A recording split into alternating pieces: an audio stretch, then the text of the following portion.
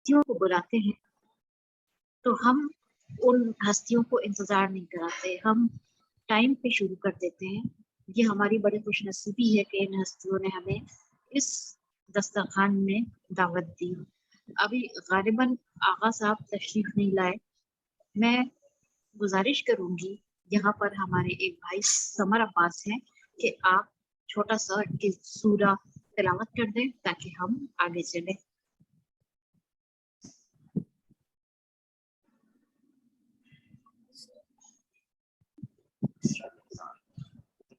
اعوذ باللہ من الشیطان الرجیم، بسم اللہ الرحمن الرحیم، انا انزلناہ فی لیلۃ القدر وما ادراک ما لیلۃ القدر، لیلۃ القدر خیر من الف شہر، تنزل الملائکۃ والروح فیہا بإذن ربہم من کل امر، سلام ہی حتی مطلع الفجر، صدق اللہ العلی العظیم۔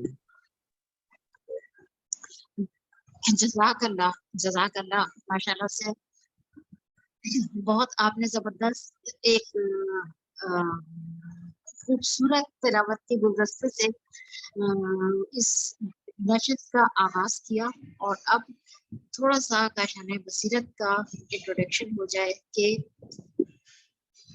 ہر انسان کی یہ خواہش ہوتی ہے اور ذمہ داری بھی ہے کہ وہ علوم اہل بیت سے اپنے آپ کو آراستہ کرے، اپنی زندگی کو سنوارے اور انہی اصولوں کے تحت اپنی زندگی گزارے۔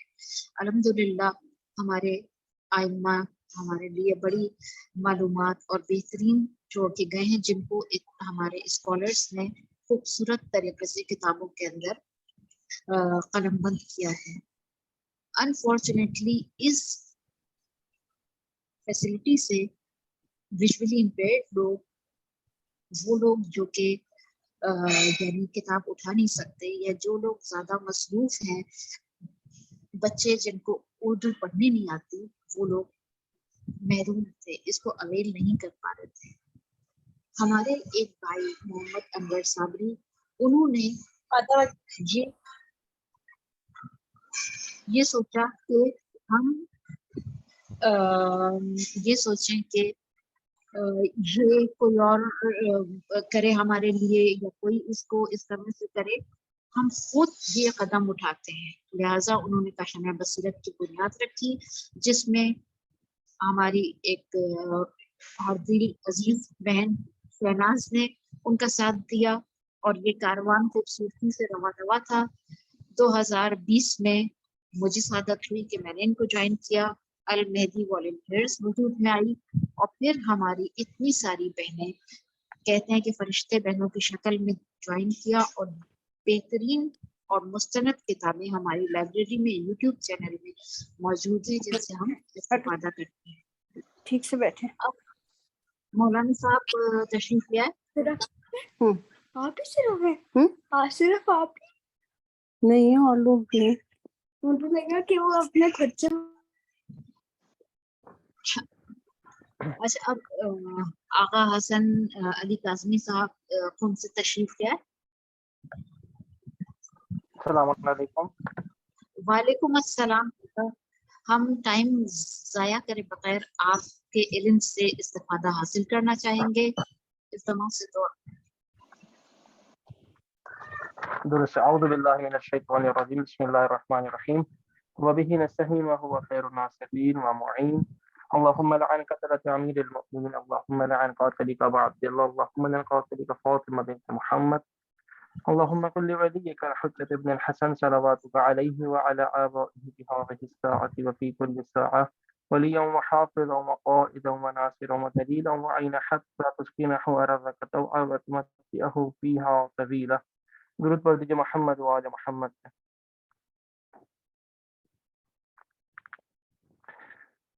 خب اچھا، ہماری جو گفتگو آخری بار جو آخری درس کی جب تھوڑا سا وقت بیچ میں آ گیا، رمضان المبارک بھی آ گئے، اور ہماری گفتگو معرفہ شناسی کے اوپر موجود تھی۔ سب سے پہلے ہم نے معرفہ شناسی کی تعریف بیان کی، اور اس کے بعد پھر مغربی جو دنیا کے فلاسفر تھے انہوں نے کیا اشکالات کیے تھے وہ بیان کیے، پھر سقراط نے کیوں اس ٹاپک کو اور افلاطون نے کیوں اس موضوع کو برسر بحث لے کے آئے. اور یہ بات واضح ہے کہ معرفت شناسی کوئی کسبی علم نہیں ہے بلکہ یہ بدیہی علم ہے. یہ ہم سب کے اندر موجود ہے، کیونکہ ہم متوجہ نہیں ہوتے ہیں، اس وجہ سے ہم اس چیزوں سے آشنا نہیں ہیں. در حقیقت یہ سیکھنے کی چیز نہیں ہے، ہمارے اندر یہ چیز موجود ہے، ہمیں صرف متوجہ ہونے کی فکر ہے اور متوجہ ہونے کی ہمیں کوشش کرنا پڑے گی. بہرحال اچھا، کیونکہ گفتگو تھوڑی سی خشک ہوئی مجھے ایسا لگا سابقہ کلاس کے اندر، کیونکہ بحث جب عقلی ہوتی ہے تو عقلی بحث ہمیشہ خشک ہوتی ہیں اور تھوڑی سی مشکل ہوتی ہیں، ڈرائی ہوتی ہیں. بہرحال اس کا تھوڑا سا ایک لطف پہلو دینے کے لیے آج انشاءاللہ جو گفتگو کریں گے وہ معرفت کے متعلق امیر المؤمنین حضرت علی علیہ السلام نے کیا فرمایا ہے، اور امام حسین کی پرفیض دعا. کیونکہ مجھے ذہن میں تھا کہ انشاءاللہ ذی الحج کے اندر یوم عرفہ کے دن آپ سب بھی دعا عرفہ کو انشاءاللہ سنتے ہیں، پڑھتے ہیں، گریا کرتے ہیں، دعا مانگتے ہیں. تو یہ جو ایک دعا ہے در حقیقت یہ امام حسین کی طرف سے ایک طلسم ہے. امام حسین کی زبان سے نکلا ہوا یہ وہ کلام ہے کہ اگر کوئی شخص اس کو بار بار، کیونکہ ہم صرف عربی پڑھنے کے قائل ہیں، کاش کہ ہم اس کو اپنی زبان میں پڑھتے ہیں، اردو زبان میں اگر ہم پڑھیں گے تو اس میں اس قدر مطالب ہیں کہ لوگوں نے اس پہ شروحات لکھی ہیں بہت زیادہ. تو میرا کچھ دل چاہا کہ میں اسی دعا عرفہ کے اندر سے کچھ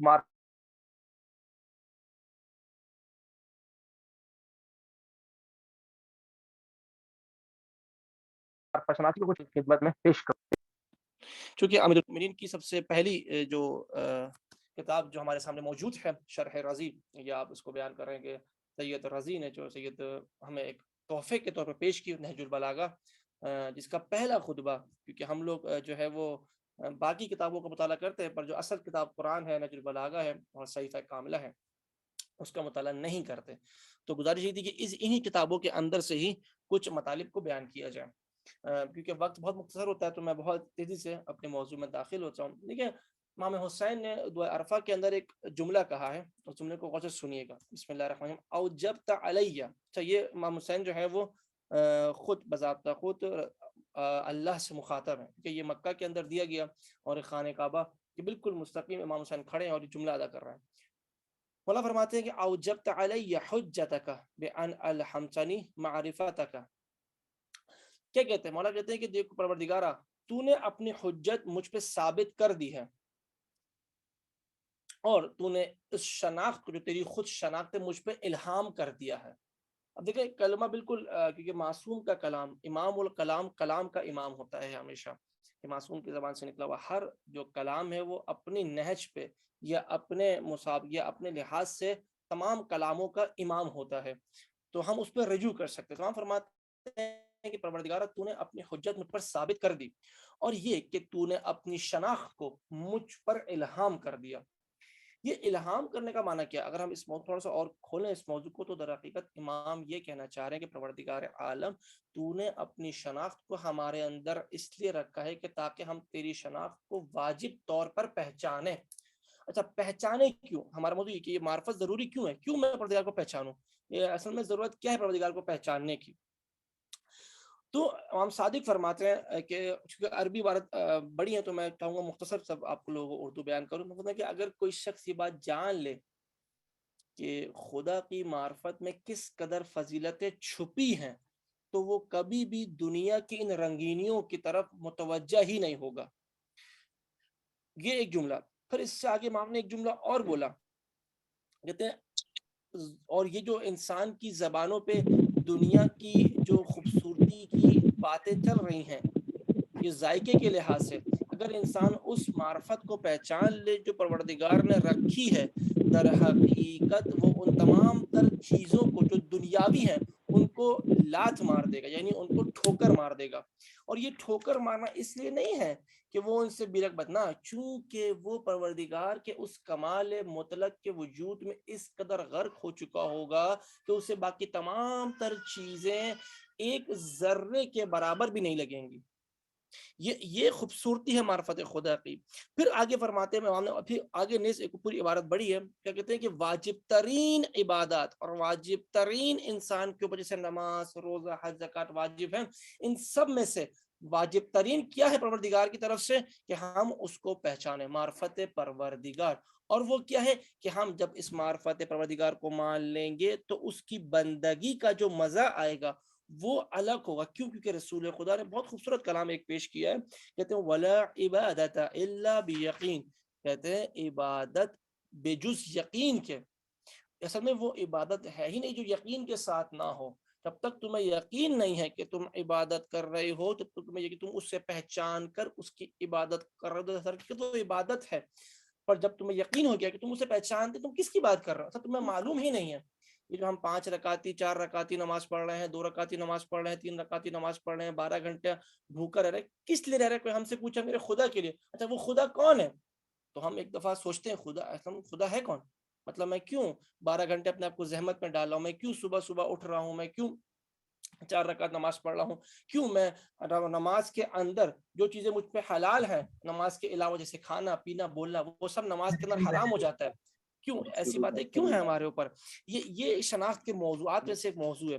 اس لیے مولا امیر کا فرمان ہے وَلَا خَيْرَ فِي عِبَادَةٍ لَيْسَ فِيهَا تَفَقُّهُ, یعنی وہ عبادت کہ جس کے اندر شناخت نہ ہو, جس کے اندر پہچان نہ ہو, جس کے اندر معرفت نہ ہو, اصلاً خیر نہیں سے لَيْسَ فِيهَا تَفَقُّهُ, جس کے اندر فکر نہ ہو, تفکر فکر کرنا, جس کے اندر فکر نہ ہو, شناخت نہ ہو, در حقیقت وہ عبادت ہی نہیں ہے.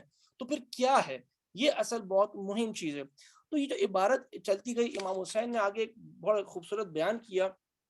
امام حسین نے اسی روزہ عرفہ کے اندر ایک روایت میں ہے کہ ہم صادق سے روایت ہم نے فرمایا کہ اے لوگوں سن لو یہ بات کہ اپنے خدا کو پہچانو, وہ خدا جس نے تمہیں پیدا کیا ہے, اور یاد رکھو اس کی عبادت بجز اس کے کہ تم اسے نہیں پہچانتے تمہاری عبادت ناقص ہے, قبول ہی نہیں ہوگی.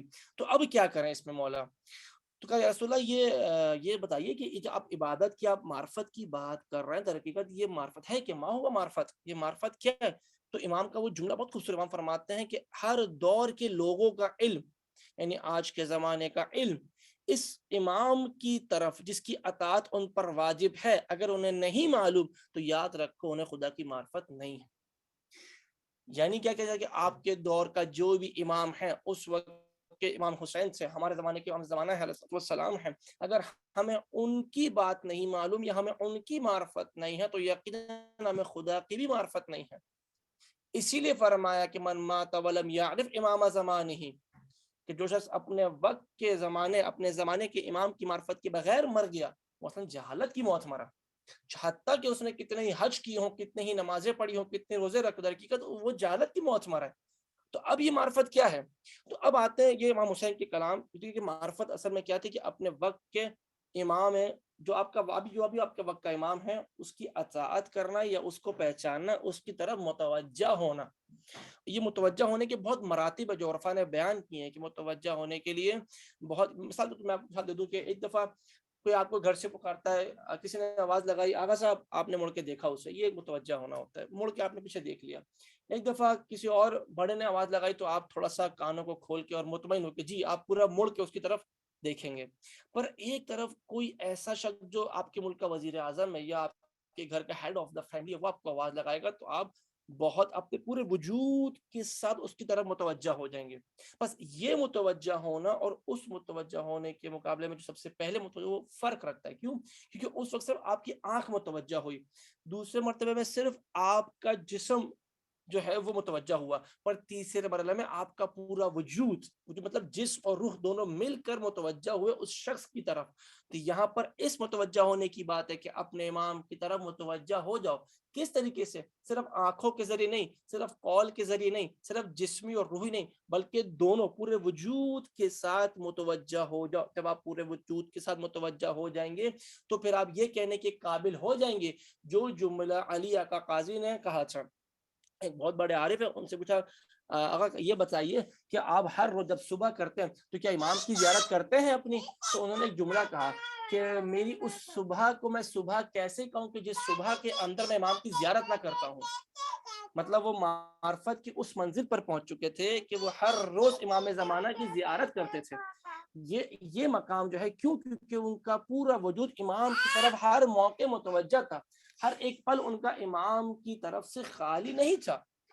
یہ جو متوجہ ہونا ہے ہمیں اس کی ضرورت ہے، پہلی چیز. اب آتے ہیں دوسری چیز کے اوپر کہ مولا یہ بتائیے، اب آتے ہیں جو بلاغہ، کیونکہ وقت بہت کم ہے اور سوالات بھی کچھ ہوں گے انشاءاللہ، تو میں تھوڑا سا آگے چلتا ہوں. اچھا اب مسئلہ کیا ہے کہ پروردگار نے ایک اور خوبصورت آیت بھی قرآن کے اندر موجود ہے. اگر آپ لوگ انشاءاللہ، مجھے پتہ ہے کہ قرآن کی تلاوت دن بھر کرتے رہتے ہوں گے. ایک آیت پروردگار کے علاوہ، آیت کے علاوہ پہلے میں ایک حدیث آپ لوگ ہم نے پیش کر دوں. پہلے آیت کی حدیث بیان ہو چکی ہے، میں آیت ہی پیش کر دیتا ہوں. بہت مشہور آیت ہے. بسم اللہ الرحمن الرحیم. قل انظروا ماذا فی السماوات والارض. پروردگار کہتا ہے کہ ان سب سے کہو کہ اے لوگو تم کیوں نگاہ نہیں کرتے. یہاں انظر سے مراد نگاہ کرنا نہیں ہے بلکہ فکر کرنا ہے. تم کیوں فکر نہیں کرتے؟ پروردگار فکر کس چیز میں کروں؟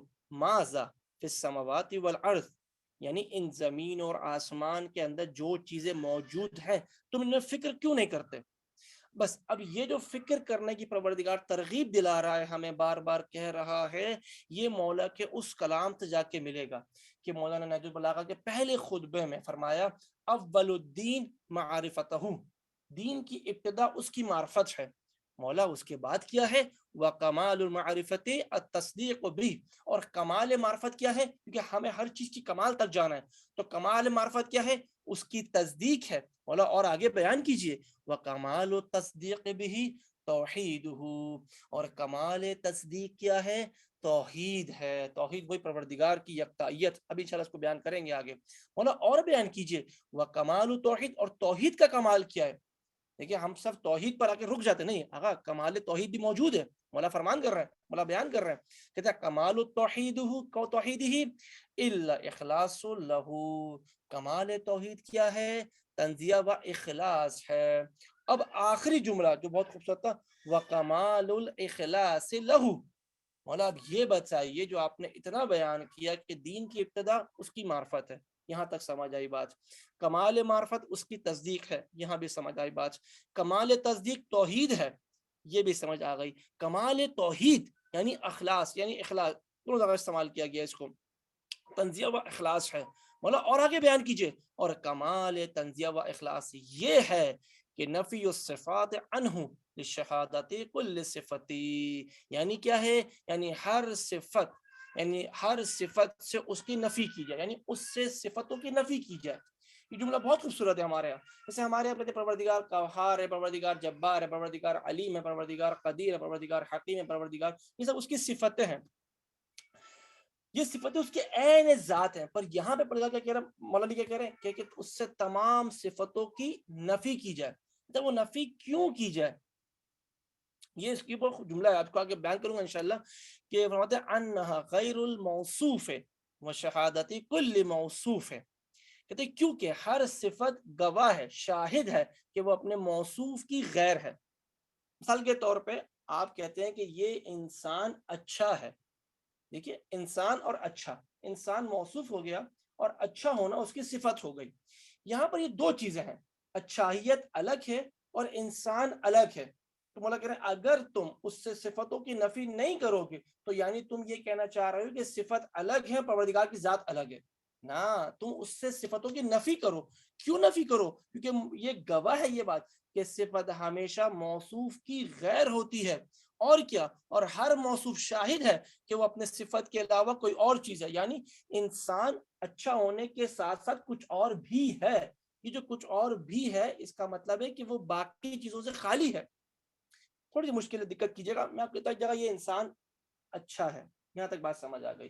اچھائیت اس کی صفت ہے اور انسان موصوف ہو گیا. اور جب میں اس کو کہتا ہوں کہ اگر اچھائیت کو اگر میں انسان سے نکال دوں تو انسان کی ذات باقی رہتی ہے، نہ انسان ختم ہوتا ہے نہ وہ اچھائیت ختم ہوتی ہے. اچھائیت اپنی جگہ پر موجود، انسان اپنی جگہ پر موجود. اگر میں کہتا ہوں قہار پروردگار ہے، علیم پروردگار ہے، اگر میں اس طریقے سے صفت مانتا ہوں تو اگر میں اس میں سے علمیت یا حکمیت یا قدریت نکال لوں تو کیا معاذ اللہ پروردگار کی ذات ختم ہو جائے گی؟ نہ، ہرگز ایسا نہیں ہے. مولا کہتے ہیں بس اخلاص کے اندر ہے کیا؟ اصل چیز اخلاص، کمال کا اخلاص کیا ہے کہ اس سے صفتوں کی نفی کی جائے.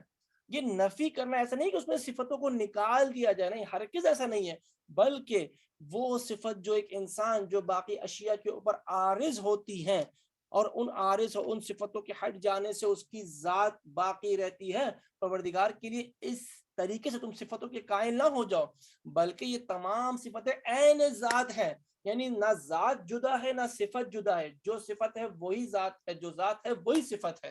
یعنی اپنے پروردگار الگ ہے اور علیم الگ ہے. یہ علم ہونا اس پہ عارض ہوا معاذ اللہ، یعنی پروردگار ایک جگہ پہ ہے اور قادر ہونا ایک جگہ پر ہے، تو قادر ہونا بعد پہ اس پہ عارض ہوا. نہیں، حقیقت ایسا نہیں ہے، بلکہ جو پروردگار ہے وہی قادر ہے، وہی قدیر ہے، وہی علیم ہے، وہی جبار ہے، وہی قہار ہے. یہ تمام صفات جو ہیں یہ بالکل عین ذات اس کے ہیں، یعنی اس سے الگ نہیں ہے. اب یہاں پر علماء نے جو بحث کی ہے اور اس کی ابتدا کی ہے، بہت خوبصورت طریقے سے ابتدا کی ہے. ایک ایک کلمے کو تشریح کرتے ہوئے چلتے ہیں. سب سے پہلا معنی جو ہے کہ ابتدا جو مولانا نے بات کی کہ دین کی ابتدا جو ہے وہ معرفت ہے. تو دین کے معنی کیا ہیں؟ دین کے معنی ہے اطاعت، فرما برداری، عبادت اور اسلام. مثال کے طور پر جیسے آپ نے اسلام کے بارے میں آیت موجود ہے، جس مثال کے طور پر سورہ آل عمران کی آیت نمبر 19 ہے، بسم اللہ الرحمن الرحیم، ان الدین عند اللہ الاسلام، اللہ کے نزدیک بہترین دین اسلام ہے. یہاں تک تو بات واضح ہو جاتی ہے ہمارے پاس. اچھا، پھر اب آگے جملہ مولا کرتے کہتے ہیں کہ بھائی دین خدا کی طرف سے صاحبان عقل کے لیے جو اصول یا فرق وضع کیے گئے ہیں، جتنے بھی وضع کیے گئے ہیں وہ سب بیان ہوئے ہیں. ٹھیک ہے نا؟ اب آگے جو فرماتے ہیں دین کی ابتدا معرفت ہے. مطلب معرفت کیا ہے؟ معرفت کے معنی ہے جاننا. اور میں نے بیان کیا تھا پچھلے میں کہ معرفت اور علم ایک فرق ہے، بہت جزئی فرق ہے. دیکھیے، علم اور معرفت کہتے ہیں کسی بھی چیز کو اس کی بسائط اور جزئیات کے ادراک کو درک کرنا. جتنے بھی اس کے جزئیات ہیں ان سب کو درک کرنے کو کہتے ہیں معرفت. جبکہ علم کہتے ہیں مرکبات اور کلیات کے ادراک کو. یعنی آپ کو ایک چیز کا علم ہے، یعنی مجھے پتا ہے پاکستان ہے، ٹھیک ہے، یہ ایک کلی علم ہے. پر اگر میں اس پاکستان کی تمام تر جزئیات کو جانتا ہوں تو مجھے پھر پاکستان کی معرفت ہے. جیسے میں کہتا ہوں جی سر مجھے اس کتاب کا علم ہے، ٹھیک ہے، پر اگر جب میں اس کتاب کے بارے میں جو مطالب ہیں، یہ کتاب کس نے لکھی، کس موضوع پہ ہے، اس کا مقدمہ کیا ہے، اس کا چقیدہ کیا ہے، اس کا نتیجہ کیا ہے، اس کے اندر تمام ابحاث کیا ہیں، اگر میں ان سب کو جان لوں اور ہضم کر لوں تو اب اس کا مطلب مجھے علم نہیں ہے اس کتاب کا، بلکہ مجھے اس کتاب کی معرفت ہے. اب آپ علم کے درجے سے ایک درجہ اوپر آ گئے ہیں، اب آپ کو ہر چیز کی جزیات کا علم ہے. بس یہی تو خوبصورتی ہے. پروردگار نے نہیں کہا علمت اللہ کہ اللہ علم میں پہچانتا ہوں اللہ کو، نہیں، کہیں بھی یہ نہیں ہے. اسی لیے کہا جاتا یہی ہے کہ عرفت اللہ، میں نے خدا کی معرفت حاصل کی. یعنی آپ معرفت کی طرف جا رہے ہیں، نہ کہ آپ علم کی طرف جا رہے ہیں. بلکہ اور اس میں بہت ابحاث ہیں منطقین کے نزدیک اور جو فلاسفہ ہیں، تھوڑے سے ان کا ذکر کر دوں میں آہستہ آہستہ جا کے آپ لوگوں کے ذہن میں بات بیٹھ جائے. دیکھیے، معرفت جو ہے وہ تصورات کے ادراک کو بھی کہتے ہیں. مثال کے طور پہ آپ کے ذہن میں ایک تصور ہے کہ چین موجود ہے. ابھی آپ نے کوئی تصدیق نہیں کی یہ چین کے ہونے کی، کہ اب آپ جائیں گے چین کو اپنی آنکھوں سے دیکھیں گے تو آپ تصدیق کر پائیں گے. پر جب تک وہ آپ کے ذہن میں ہے، تصور آپ نے ایک تصور کلی آپ کے ذہن میں موجود ہے، تو اسے کہیں گے یہ تصور جو ہے آپ کا یہ ایک معرفت ہے. یہ ایک منطقیوں نے تعریف بیان کی ہے. علم کب حاصل ہوگا؟ جب آپ اس کی تصدیق کر لیں گے. جو ذہن میں آپ کے موجود ہے، جب آپ اس پہ کوئی حکم لگا دیں گے، اب وہ حکم کون سا بھی اس میں کوئی غرض نہیں ہے. بہرحال اب چین میں چلے گئے، آپ نے چین کو دیکھ لیا، اب تصدیق ہوگا، اب آپ کو جو ہے وہ پورے چین کا علم حاصل ہو گیا. بعض لوگوں نے ایک اور تعریف بیان کی ہے. بعض لوگ کہتے ہیں کسی چیز کو بھول جانے کے بعد پھر اس کا ادراک کرنا معرفت کہلاتا ہے. یعنی ایک چیز آپ کے ذہن میں تھی، آپ اس کو بھول گئے اور بعد میں آپ اس کو یاد کیا تو پھر کہلاتا ہے کہ اس کی معرفت ہے. اور بہرحال علم ایسا نہیں ہے. اگر آپ غور سے دیکھیں تو پروردگار کو عارف نہیں کہتے ہم لوگ اسی وجہ سے، کیونکہ معاذ اللہ اس کے اندر بھولنے کی کوئی ماہیت یا کوئی کیفیت ہے ہی نہیں، وہ منزہ ہے ان چیزوں سے. پروردگار کو عالم کہتے ہیں ہم لوگ اسی وجہ سے. غرض معرفت کے بارے میں مختلف قسم کے جو قول ہیں وہ ہم نے بیان کیا. اچھا، اب اس لیے ہم جب کہتے ہیں کہ اچھا یہ جو خطبہ ہے، مشہور جو خطبہ ہے، یہ جو اب یہاں اس خطبے میں جو معرفت کا استعمال کیا گیا ہے یہ اس کی وجہ کیا ہے؟ دیکھیں اس لیے کہ خدا کی ذات کے ادراک کا تعلق یا تو عالم زر کے ساتھ ہے یا پھر اس زمانے کے ساتھ جب اس نے عقول مجردہ سے عہد و پیمان لیا تھا. اب یہ عقول مجردہ کیا ہیں؟ دیکھیے جو افلاطون کے نزدیک یا باقی فلاسفہ کے نزدیک ایک عالم، یہ ایک عالم مادہ ہے. اس عالم مادہ سے اوپر بھی ایک عالم جس کو عالم عقول بھی کہتے ہیں جہاں پہ مجردات ہیں. وہ مخلوق جو مادہ سے خالی ہیں، جیسے ہمارا بدن جو ہے وہ مادہ ہے، وہ اس جگہ پر پروردگار نے ایک عہد و پیمان لیا تھا. اور ایک عہد و پیمان جو عالم زر میں جس کا ذکر قرآن کے اندر موجود ہے، الستو بربکم قالوا بلا، یہ بتاؤ تمہارا رب کون ہے؟ قالوا بلا، سب نے کہا کہ تم. اب کیوں نہیں؟ کیوں بلا مطلب کیوں نہیں؟ قالوا بلا، سب نے کہا. تو اس نقطے کو خوب ذہن نشین کر لیں کیونکہ آگے تھوڑی سی بحث اس کے بارے میں آئے گی کہ یہ جو دو عالم ہیں، یہ عالم زر اور ایک عالم عقول مجردہ. کیونکہ تھوڑی سی فلسفے کی بحث ہے، اس پہ ہم نہیں جاتے، اس کا بیان کرنا ضروری تھا کہ یہاں پہ جو معرفت کا لفظ استعمال کیا گیا ہے اس کی وجہ کیا. اب آتے ہیں توحید کے بارے میں. توحید کے معنی ہے ایک چیز کو، کسی چیز کو ایک ماننا. یہ بات تو ہمیں سب نے سنی، بچپن سے ہم سنتے ہوئے آ رہے ہیں. اور اس کی یعنی کسی چیز کی وحدانیت کا حکم لگانا، مطلب یہ چیز ہے اس پہ میں حکم لگاتا ہوں ایک ہونے کا. اور کبھی اس کا اطلاق دو چیزوں کے اتصال کے بعد ان کے جدا ہونے پر بھی ہوتا ہے. مثال کے طور پہ دو چیزیں ہیں، دو چیزیں آپس میں مل گئی ہیں، دو ہاتھ آپس میں مل گئے. اب میں نے ان دو چیزوں کو اکیلا کر دیا. اب جب میں نے ان کو اکیلا کر دیا تو یہ جو چیز موجود میرے پاس آئی، یہ توحید، یہ ایک معنی ہے توحید کا کہ میں نے حکم لگایا کہ یہ چیز اب جدا ہو گئی ہے، یہ چیز اب یکتا ہو گئی ہے، مطلب ایک دو سے ایک ہو گئی ہے. یہ کچھ معنی ہے، یہ لغوی معنی. اب اصطلاحی معنی جو ہمارے معاشرے میں مشہور ہے کہ خدا کی ذات کے لیے وحدانیت کا ثابت کرنا، یعنی خدا کے لیے یکتائیت کو ثابت کرنا کہ وہ یکتا ہے. اچھا، اب وحدانیت کے معنی جو بیان کیا گیا وجود کے لحاظ سے اس کا کوئی ثانی نہیں ہے، یہ ایک معنی بیان کیا گیا ہے. اور نہ ہی مطلقاً اس کی عین ذات میں کثرت ہے، یعنی خود وہ مجرد ہے. ایسا نہیں ہے کہ وہ بہت ساری چیزوں سے مل کے بنا، جیسے آپ اور میں روح اور نفس سے اور ارادے اور عقل سے مل کے بنے ہیں، اس طریقے سے پروردگار اعظم کسی سے مل کے نہیں بنا، معاذ اللہ ثم معاذ اللہ، بلکہ وہ مجرد ہے، وہ خالی ہے ان تمام تر مرکبات سے. یہ بات آپ اس کو ذہن میں رکھیے گا. اچھا، یہاں جو بات کی گئی ہے کہ ایک بہت خوبصورت جو میں صفت والی بات پہ لے کے آتا ہوں، تھوڑی مشکل بحث یہ والی کہ یہ جو کہتے ہیں کہ جو جتنی بھی زیادتی صفات ہیں اس سے نفی کرنا، اس سے کیا مانا جاتا ہے؟ دیکھیں یہاں دیکھیں، کمال کی کوئی چیز جو ہے، کوئی بھی چیز کمال کی، جتنی بھی چیزیں دنیا کی، جتنے بھی کمالات، جتنے بھی موجود ہے کمالات، وہ سب پروردگار کی ذات میں بطور عتم موجود ہے. مطلب کامل طریقے سے پروردگار کی ذات میں وہ تمام کی تمام چیزیں موجود ہیں.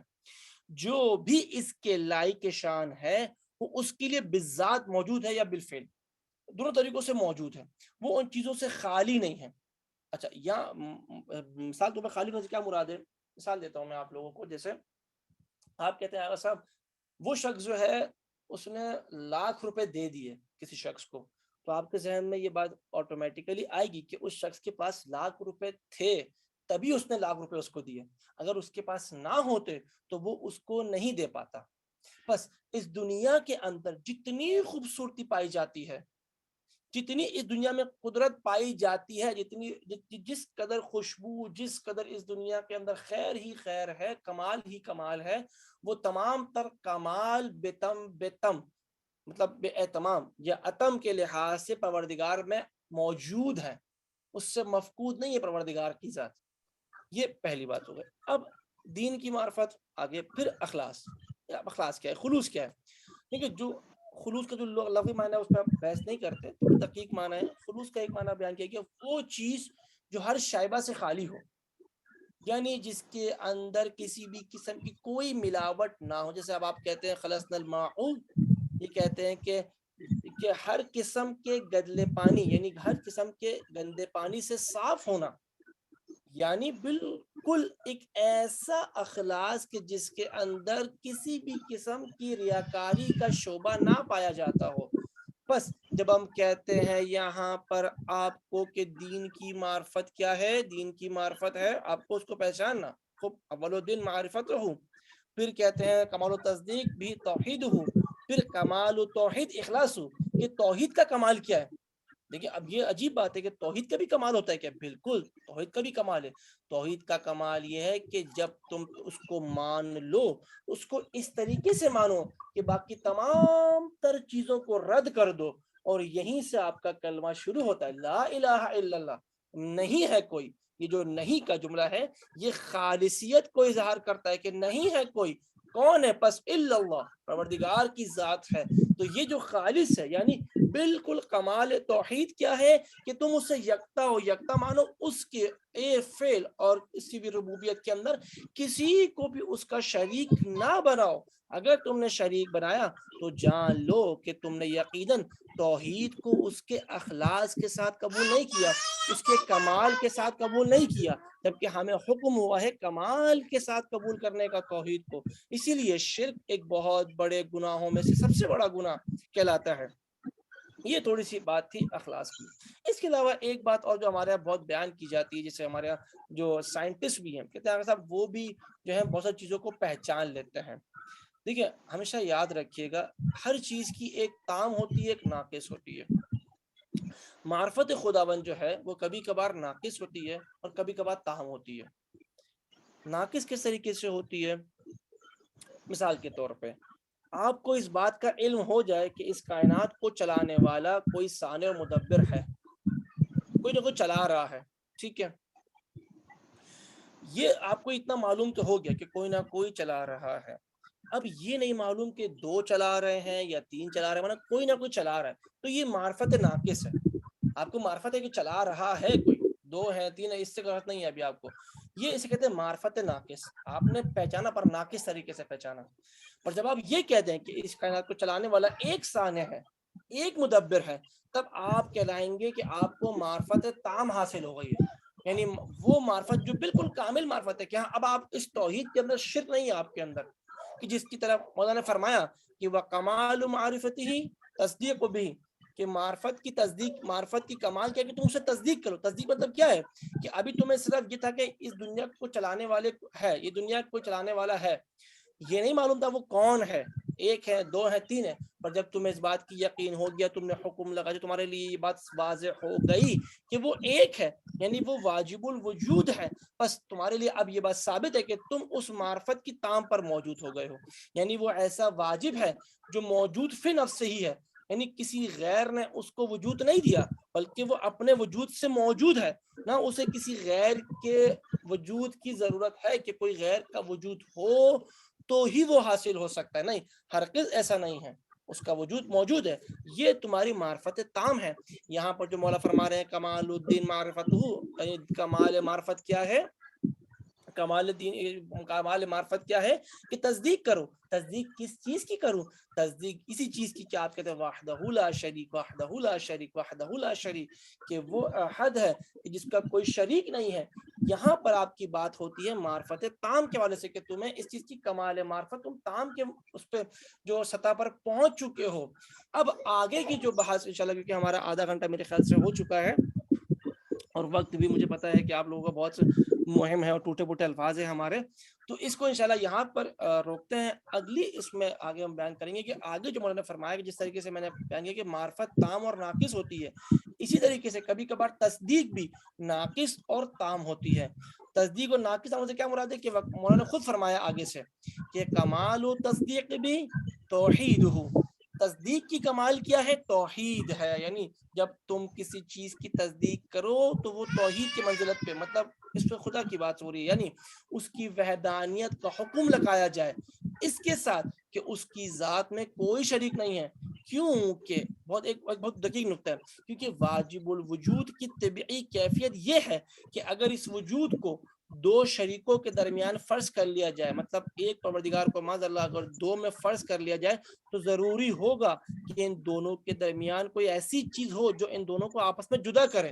بس یہ جو جدا کرنے والی بات ہے، تو اس طرح سے ان دونوں کی ذات کے لیے لازم ہو جائے گا کہ مرکب ہو جائے، یعنی اس ذات کا تعلق اس سے ہو جائے، اس کا تعلق اس سے ہو جائے، یعنی یہ ذات اس کی لازمہ قرار پائے اور یہ ذات اس کی لازمہ قرار پائے. بس دونوں ایک دوسرے کی محتاج ہو جائیں گی، اور جہاں پہ محتاجی آ جائے وہاں پہ توحید کبھی نہیں ہوتی. یہ توحید کسی کی محتاج نہیں ہے، پوری کائنات توحید کی محتاج ہو سکتی ہے، جس کو پروردگار نے قرآن کی طرح انتم الفقراء کہ تم فقیر ہو۔ یہاں فقیر ہونے سے مراد مطلب کیا ہے؟ یہ فقیر ہمارا والا فقیر نہیں، یہ پیسے نہیں ہے، نہیں، فقیر مطلب قدرت کے لحاظ سے تم فقیر ہو، میں غنی ہوں، یعنی میں نے اپنی قدرت کسی سے لی نہیں ہے، یہ قدرت میری ذاتی ہے، جبکہ تم اس قدرت کے لینے میں فقیر ہو، یعنی تم مجھ سے قدرت لیتے ہو، یہ قدرت تمہاری ذاتی کوئی شے نہیں ہے تمہارے پاس، بلکہ میری دی ہوئی چیز ہے۔ اسی لیے عرفا فرماتے ہیں کہ ہمیشہ اس آیت کو اپنے ذمہ دار رکھے کہ پروردگار تو غنی ہے، ہم فقیر ہیں۔ یہاں غنی سے مراد کیا ہے؟ کہ اس کے پاس جو کچھ ہے اس کا اپنا ہے، کسی کا دیا ہوا نہیں ہے، اور ہمارے پاس جو کچھ ہے وہ ہمارا در حقیقت ہے ہی نہیں، بلکہ اس کا دیا ہوا ہے۔ اسی لیے کسی نے کہا تھا، بڑا اچھا قول بھی ہے، کہ انسان چاہتا ہے کہ اگر زندگی میں خوش رہے تو دو چیزوں پہ ہمیشہ راضی رہے۔ ایک چیز کیا؟ کہ کوئی چیز اس کے پاس جو آئی ہے اس میں زیادہ خوش نہ ہو، کیوں؟ کیونکہ وہ کسی اور کے پاس سے آئی ہے اور وہ کسی اور کے پاس سے تیرے پاس سے چلی جائے گی۔ اور جب کوئی چیز آپ کے پاس سے چلی جائے تو آپ دکھ مت کریں، زیادہ غمگین نہ ہو، کیونکہ جو چیز تمہاری تھی ہی نہیں وہ لے لی گئی۔ مثال کے طور پہ آپ ایک بینک میں جائیے، آپ ایک کیشیئر کے پاس جائیے، آپ اس سے بولے مجھے میرے اپنا اکاؤنٹ ہے، مجھے اپنے اکاؤنٹ سے کچھ 10 کروڑ روپے نکالنے ہیں، تو وہ فوراً سائن کر دے گا اور کیشیئر پیسے آپ کو نکال کے دے دے گا۔ تو آپ اس بینک والے سے پوچھیں گے بھائی آپ کو کوئی دکھ ہوا؟ کہے گا نہیں دکھ تو نہیں ہوا۔ کہیں گے آپ کے بینک سے 10 کروڑ روپے نکل گئے؟ وہ کہے گا بھائی جب یہ پیسے میرے تھے ہی نہیں تو میرے پاس نکل گئے تو مجھے کیا غم۔ اسی طریقے سے انسان کے پاس جو کچھ موجود ہے، یہ جو ہم کہتے ہیں کہ پروردگار کے رضا میں راضی رہو، جو کچھ موجود ہے آپ کے پاس، حقیقت آپ اس کے اصل مالک تو ہو ہی نہیں، آپ وقتی طور پہ ایک کیئر ٹیکر ہو اس چیز کے، کہ آپ کو امانت کے طور پر ایک چیز دی گئی ہے، وہ آپ سے کبھی بھی لے لی جائے گی۔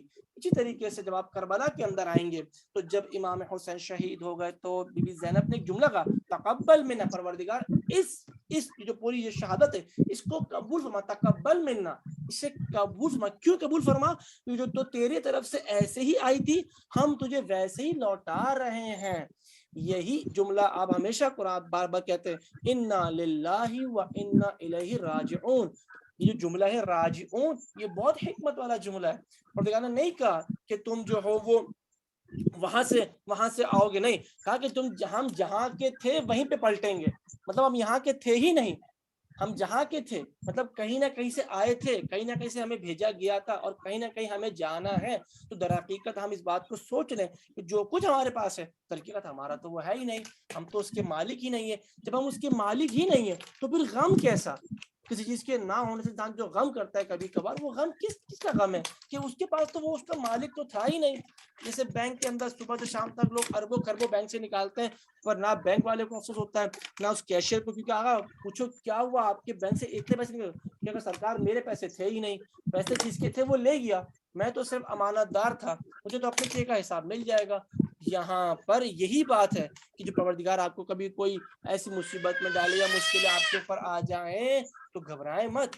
جو ہم سے ہمارے رشتے دار چھن جاتے ہیں گھبرائیں مت، جو چیز پروردگار نے ہمیں دی تھی وہ ہم سے لے لی گئی۔ ہاں گھبرائیں اس چیز پہ کہ جو چیز آپ کو پروردگار نے عطا کی تھی کہ آپ نے اس کے اندر خیانت تو نہیں کی، کہ آپ نے اس کو دکھ تو نہیں دیا، کہ آپ نے اس کے ساتھ کوئی ظلم تو نہیں کیا۔ یہ سب سے مہم چیز ہے انشاءاللہ۔ اور اسی کو جب ہم آہستہ آہستہ سمجھنا شروع ہو جائیں گے، اور سمجھنے کے لیے ہمیں کوئی چاہیے جو ہمیں سمجھائے گا، اسی لیے کہتے ہیں معرفت یعنی کیا؟ اپنے وقت کے امام کی اطاعت۔ کیوں؟ کیونکہ تمہارے وقت کا امام تمہیں یہ بات بتائے گا کہ تمہیں اپنے ساتھ کس طریقے سے عادلانہ طور پر فیصلے کرنے، نہ کہ تمہیں خود پر بھی ظلم کرنا ہے۔ وصلی اللہ علی محمد وعلی محمد، درود پڑھ دیجیے محمد وعلی محمد پہ۔ جزاک اللہ، بہت ہی خوبصورت، اور ہمارے علم میں بہت آپ نے اضافہ کیا مولانا صاحب۔ اس سے پہلے کہ ہم سوالات کی طرف جائیں، ہم آپ سے یہ بھی ایک ریکویسٹ کریں گے کہ آپ ماشاءاللہ سے قم میں بیٹھے ہیں، اتنی بابرکت جگہ میں، آپ جتنے بھی حاضرین محفل ہیں سب کے لیے خصوصی بی بی کے ذریعے میں جا کے دعا کیجیے گا اور ہمارا سلام بی بی تک پہنچائیے گا۔ انشاءاللہ انشاءاللہ۔ اب میں حاضرین محفل سے پوچھوں گی، کسی کو کوئی سوال کرنا ہے تو وہ اپنا مائک انمیوٹ کر کے سوال کریں۔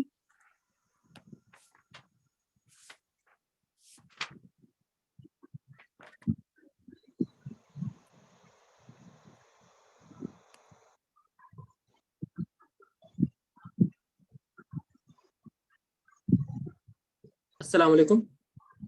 वालेकुम वालेकुम अस्सलाम। अस्सलाम। हाँ, मेरा आगा जान से सवाल है कि आगा जान मारिफत का जो मरहला है वो शुरू कहाँ से होता है? आया कि ज़ात खुदा से होता है, आया कि ज़ात वक्त के इमाम से होता है, या खुद की ज़ात से होता है? क्योंकि अगर हम पहले इमाम की मारिफत हासिल करते हैं तो उसूल दीन में तकरार पैदा हो जाती है, क्योंकि उसूल दीन में सबसे पहले तो खुदा की ज़ात आती है। अगर हम खुदा की ज़ात से शुरू करते हैं उसको पहचानना, तो एक ऐसा शख्स जिसकी अकल इस लेवल पे भी पहुंची नहीं है कि वो खुदा की मार्फत को हासिल कर सके, क्योंकि आपने जो समझाया मार्फत और इल्म में, मार्फत जुज पे बात करता है और इल्म जो है वो कुल पे बात करता है। तो अगर किसी की अकल उस लेवल पे है ही नहीं कि वो जुजियात का इदराक हासिल कर सके, तो वो खुदा की ज़ात पे मार्फत हासिल कर ही नहीं सकता। तो जब वो खुदा की ज़ात पे मार्फत हासिल नहीं कर सकता, तो क्या वो सब कुछ करने के बाद भी ईमान के मर्तबे से बिल्कुल खाली है, जाहिल है, वो बाहर रह जाएगा वो? क्योंकि उमूमी तौर पे मैं अगर अपनी बात करूं, मुझे खुदा के हर जुज पर या बहुत से जुज पर तो इल्म है ही नहीं, मैं मार्फत खुद नहीं रखता, तो फिर मैं किस लेवल पे स्टैंड करूंगा?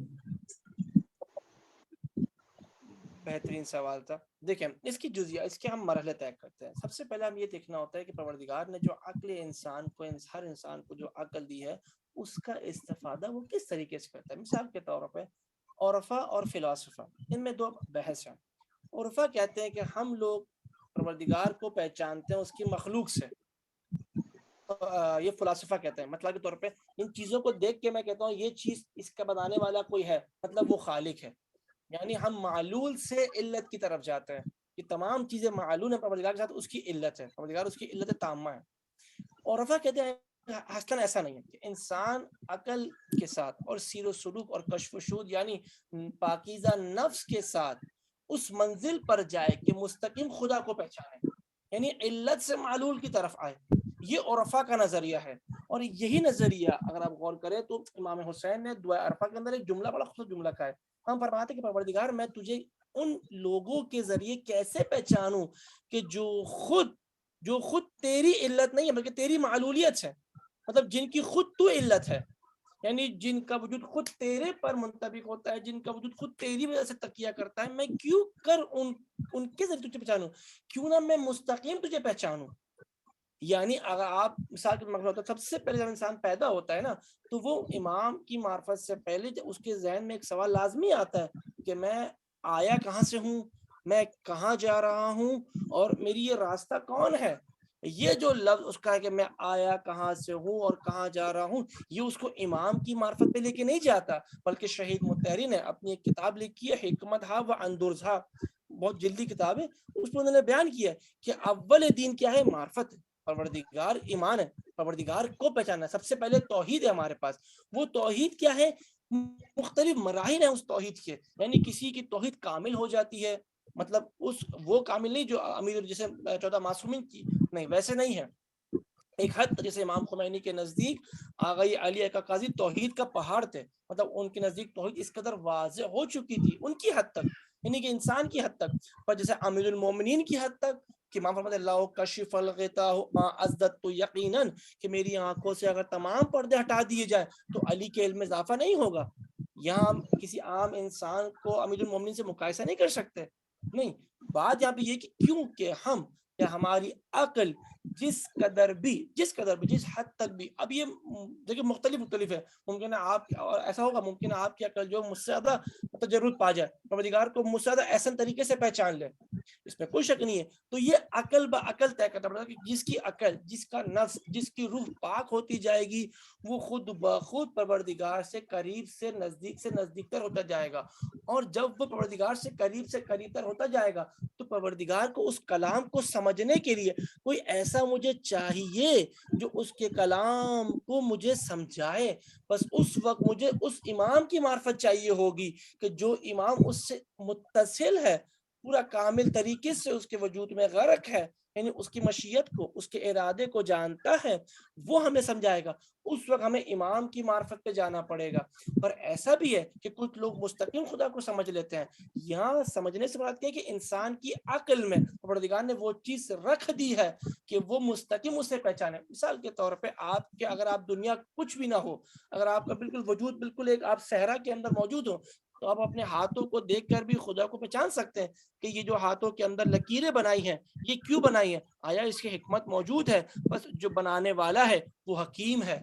بس میرے پاس اگر یہ پتھر اٹھانے کی قدرت ہے تو یہ قدرت مجھے کس نے دی ہے؟ بس جو میرا بنانے والا ہے وہ قادر ہے۔ آیا میں اچھے برے کو سوچ رہا ہوں؟ دنیا کے ہر مذہب کے اندر اچھائی ہے، یعنی دنیا کے ہر مذہب کے اندر انصاف پسند لوگ موجود ہیں، ہر مذہب میں انصاف کو اچھا سمجھا جاتا ہے، ہر طریقے سے عدالت ہر ملک کے اندر کوئی سا بھی مذہب ہو سمجھتے اچھا سمجھتے کیونکہ خیر ہے، عدالت خیر ہے۔ یہی چیز کہتے ہیں کہ وہ عدالت کا ہونا اس بات کی دلیل ہے کہ پروردگار بھی عادل ہے، اسی لیے ہمارے اصول عقائد کے اندر توحید کے بعد عدل ہے۔ بس نتیجہ یہ کہ کچھ انسانوں کے لیے معرفت معصوم کے ذریعے ہوتی ہے، کچھ انسانوں کے لیے معرفت مستقیم خدا کے پاس ہوتی ہے، پر کیونکہ ہم محتاج ہیں کہ مستقیم اس کے کلام کو نہیں سمجھ سکتے، ہاں اسے درک کر سکتے ہیں جس حد تک ہم درک کر سکتے ہیں۔ مثال کے طور پہ آپ ایک ایسے صحرا کے اندر موجود ہیں کہ آپ کو خوف ہی خوف ہے، اب آپ کے ذہن میں جو ایک کسی امام سے کسی نے بولا، ایک شخص، مولا یہ بتائیے میں خدا کو نہیں مانتا ہوں، کہا تو خدا کو نہیں مانتا، کہا کبھی ایک موقع پیش آیا تو تنہا تھا، کہا مولا ہاں میں ایک بالکل سمندر کے بیچ میں پھنس گیا تھا اور مجھے لگا تھا کہ اب میں مر جاؤں گا، کہا تیرے ذہن میں کوئی امید تھی؟ کہا مجھے ایک عجیب سی امید تھی، جو امید تھی کہ آج کوئی ہے جو شاید مجھے بچا لے، کہ بس اسی امید کا نام تبارک تعالیٰ، یعنی اسی امید کو خدا کہتے ہیں، یعنی اسی امید کو واجب الوجود کہتے ہیں۔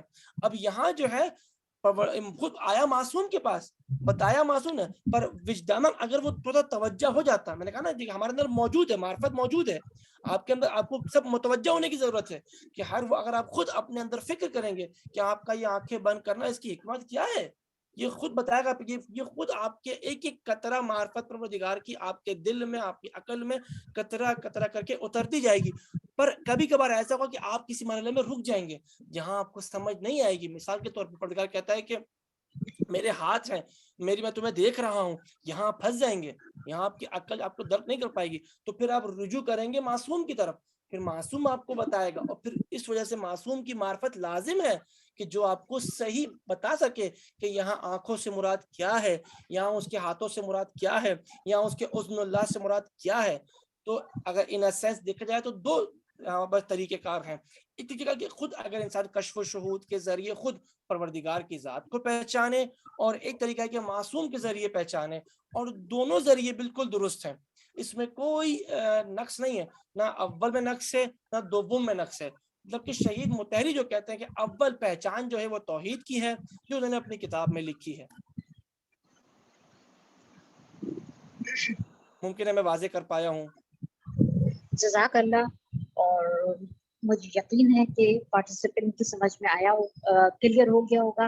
ماشاءاللہ سے بہت زبردست کوئسچن پوچھا، اور کسی کو کوئسچن کرنا ہے کوئی؟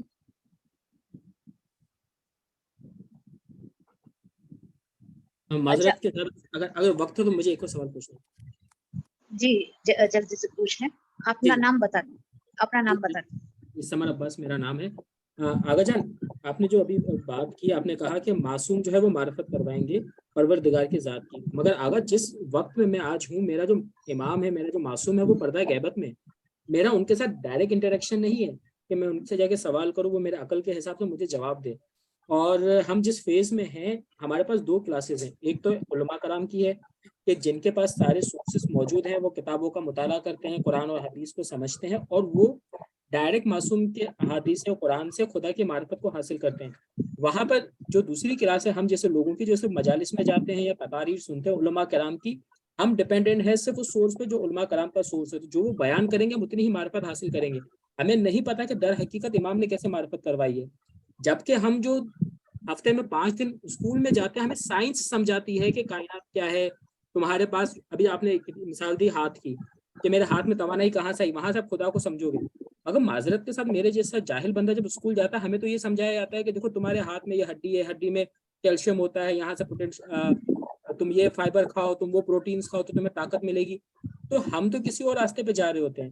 تو ایسی صورت میں میرے اور خدا کی معرفت کے بیچ میں جو ہے، جو لیول ہے، وہ تو ایک عالم دین کا ہے. تو ہمارے پاس تو معصوم ہے ہی نہیں، یا ہمارے پاس سائنس ہے یا عالم دین ہے. تو ہم کیسے خدا کی رسائی حاصل کریں گے جبکہ ہمارے بیچ میں تو ڈائریکٹ واسطہ معصوم کا ہے ہی نہیں.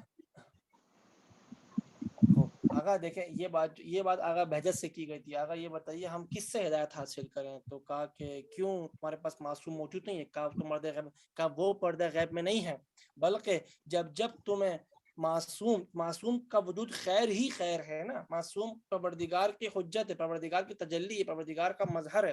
جب بھی تمہیں معصوم یا خدا کو پہچاننا ہو تو تم قرآن پاک کی تلاوت کرو، اردو میں ہدایت کی غرض سے تلاوت کرو. جہاں تم پھنس جاؤ وہاں تم ہمیں پکارو. اسی لیے میں کہہ رہا ہوں جو عرفا یہ بات کہتے ہیں نا، عرفا جو آپ کی بات ہے کہ کشف و شہود یعنی تزکیہ نفس، پاک و پاکیزہ، تہذیب نفس، آپ غیبت سے تمام تر محرمات سے آپ بچنا شروع کر دیں گے تو خود بخود آپ کے لیے ایسے پردے واضح ہو جائیں گے کہ اکثر ہمارے علماء کو پوری کتابیں معصوم نے پڑھائی ہیں.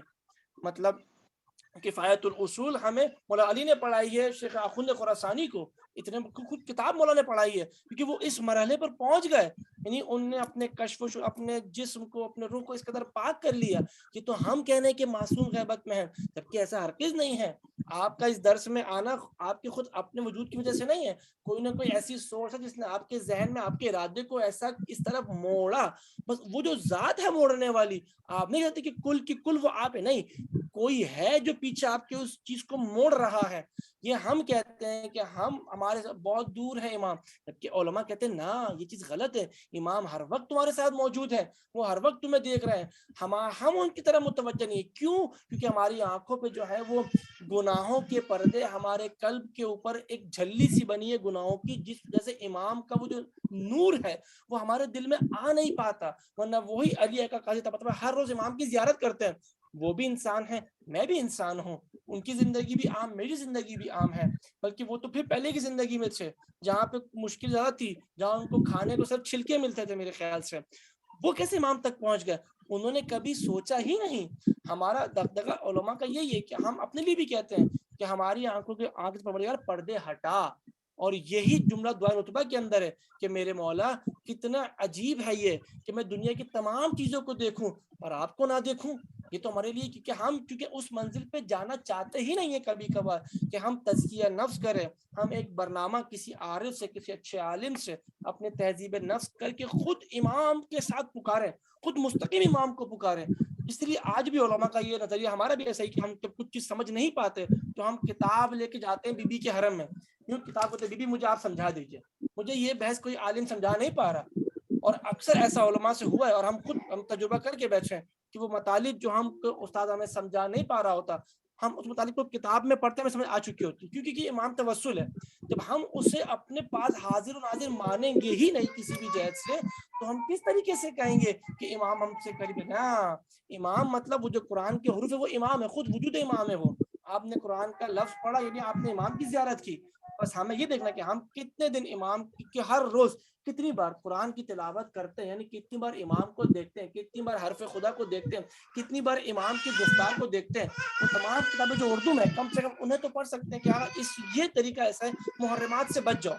اب جو جتنی بھی محرمات ہیں ان سب کو لکھ لیجئے کہ اتنے محرمات ہیں، ان سے بچیے، پریکٹس میں رکھیے. 40 دن علماء نے بولا، پہلے 21 دن، پھر 40 دن، پھر 1 سال، پھر 2 سال، پھر اس طریقے سے کرتے کرتے ایک وقت ایسا آئے گا کہ خود بخود جو مطالب آپ کو 10 سال پہلے 50 دن میں سمجھ آتے تھے وہی مطالب آپ کو 1 دن میں سمجھ آئیں گے. کیوں؟ کیونکہ آپ کے نفس سے، آپ کے جو دل سے وہ جو کساوت تھی، وہ جو گندگی تھی وہ ہٹ جائے گی. بس اصل طریقہ یہی ہے کہ اصل چیز اگر علم نہ بھی ہو انسان کے پاس تو تزکیہ نفس سب سے مہم ہے. یزکیہم ویعلمہم الکتاب والحکمہ. رسول سے کہا ہے کہ تم پہلے تزکیہ کرو بعد میں تعلیم دو. بس پہلے تزکیہ نفس ہے. ہم علم کی طرف بہت جاتے ہیں، پر معذرت میں اپنی بات کر رہا ہوں کہ ہم تزکیے سے خالی ہوتے جا رہے ہیں. اسی لیے ہم کہتے ہیں کہ امام دور ہے، جبکہ عرفا کہتے ہیں امام تو ہر وقت میرے ساتھ موجود ہے. دیکھو میرا امام میرے ساتھ بیٹھا ہوا ہے یہاں پر، کیونکہ میرا نفس اور میرا وجود اتنا پاکیزہ ہے. ہم جیسے مجھ جیسا گنہگار کہتا ہے کہ امام تو غیبت میں ہے, میں کیسے ان سے ہدایت لوں گا, جبکہ ہم یہ بھی تو کہتے ہیں کہ شیطان بھی تو غیبت میں, شیطان کہاں دکھ رہا ہے آپ کو, اور شیطان تو ہمیں بہکا رہا ہوتا ہے, کیونکہ ہمیں شیطان کے بارے میں معلوم ہے کہ وہ بہکاتا ہے. پر اگر ہمیں امام کے بارے میں معلوم ہو جائے کہ ہر وقت وہ مجھے ہدایت کرتے ہیں, تو ایک لہجے کے لیے بھی میری آنکھیں کسی نامحرم پہ اٹھیں گی ہی نہیں. جزاک اللہ, بہت خوبصورت سوال بھی آپ نے بہت اچھا پوچھا ہمارے پاس, اور آقا نے بہت اچھی طرح سے سمجھایا جس سے ہم سب کے علم میں اضافہ ہوا. اور بالکل اسی مقصد کے لیے اور تزکیہ نفس کے لیے ہی یہ چینل کاشانہ بصیرت وجود میں آیا ہے. یوٹیوب چینل ہے اور جس میں بے تحاشا کتابیں ہیں, اور مجھے بھی یہی یقین ہے کہ یہ امام زمانہ جن لوگوں کو منتخب کرتے ہیں وہی اس میں ایز اے والنٹیئر ہیں اور کتابوں کی ریڈنگ کر رہے ہیں. جو بھی جوائن کرنا چاہے, جو بھی اس کام میں حصہ لینا چاہے کتابیں ریڈ کرنے کے یا اور, تو وہ کانٹیکٹ کرے, ہمیں بہت خوشی ہوگی. ایک سوال یہ ہے آخری کہ وہ کون سے اذکار ہیں جن کو پڑھنے سے معرفت پیدا ہوتی ہے.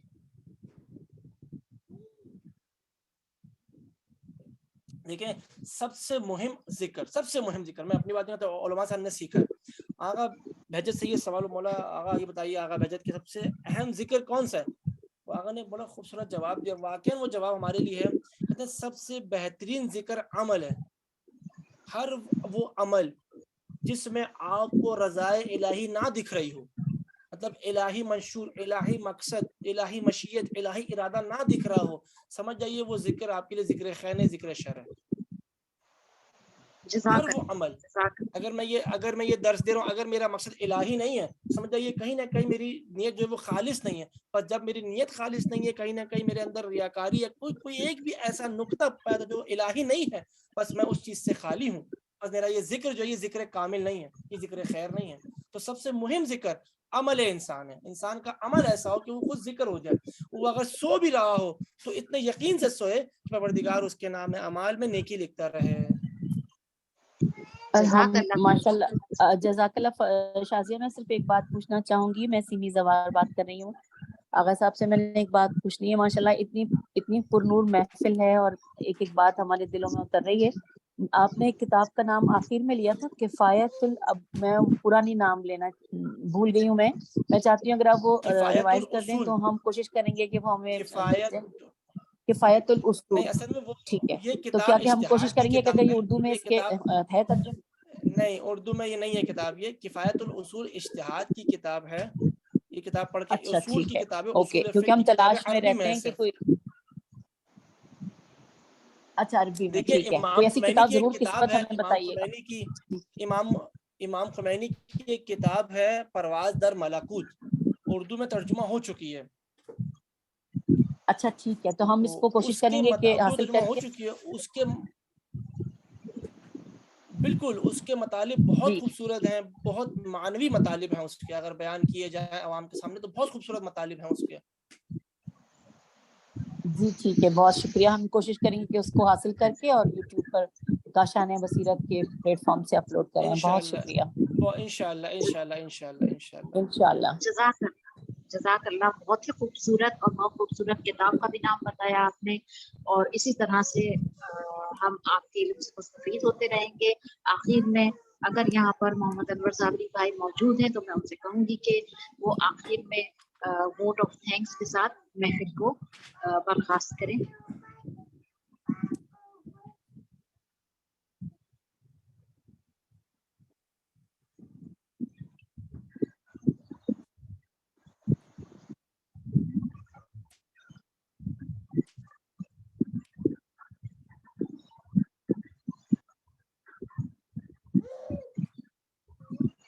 میرے خیال سے آغا انور نہیں ہے شاید.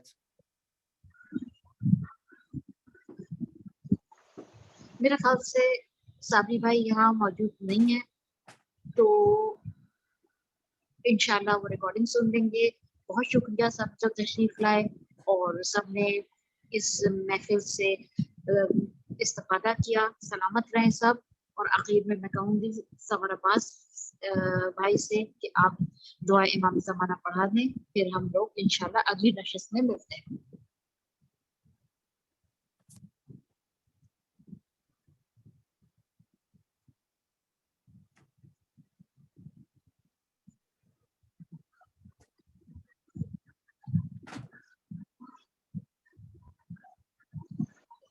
دعا کا آغاز کروں؟ बिस्मिल्लाह। اعوذ باللہ من الشیطان الرجیم، بسم اللہ الرحمن الرحیم۔ اللہم کن لولیک الحجۃ بن الحسن صلواتک علیہ وعلی آبائہ فی ہذہ الساعۃ وفی کل ساعۃ ولیا وحافظا وقائدا وناصرا ودلیلا وعینا حتی تسکنہ ارضک طوعا وتمتعہ فیہا طویلا۔ اللہم صل علی محمد وآل محمد وعجل فرجہم۔ جزاک اللہ۔ اور آخر میں ایک دفعہ پھر گزارش کریں گے کہ آقا آپ تمام حاضرین محفل کی جانب سے بی بی معصوم محکم کو سلام کہیے گا اور سب کے لیے دعا کیجیے گا کہ بی بی سب کی پریشانیاں دور کریں۔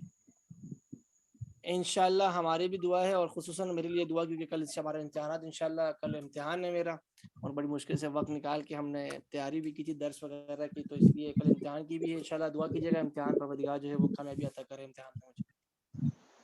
انشاءاللہ جزاک اللہ، آپ کی کامیابی کے لیے